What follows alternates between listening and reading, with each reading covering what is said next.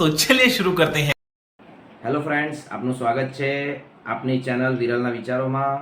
Friends, એક comment હતી કે સર મારો છોકરો બહુ આર્ગ્યુ કરે છે મારી સામે. તો સર એ સારી વાત છે.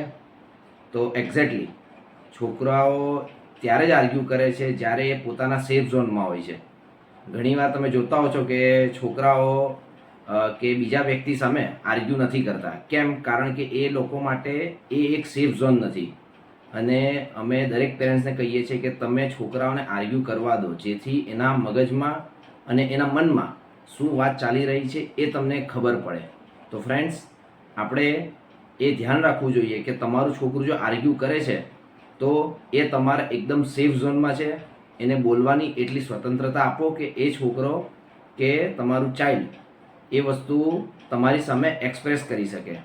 તો ફ્રેન્ડ્સ, તમારા બાળકોને બોલવા દો, એના ઇમોશન્સ એને વ્યક્ત કરવા દો. કારણ કે જો તમારું ચાઇલ્ડ ઇમોશન્સ વ્યક્ત નહીં કરે તો ભવિષ્યમાં એ કોઈ અધર વ્યક્તિથી એ ઇમોશન્સ વ્યક્ત કરશે, જેની અસર ખૂબ માઠી પડી શકે છે. તો મિત્રો, તમારા બાળકને પોતાના વિચારો ખોલીને કહી શકે, પોતાની લાગણીઓ ખોલીને કહી શકે તેવી સ્વતંત્રતા આપો.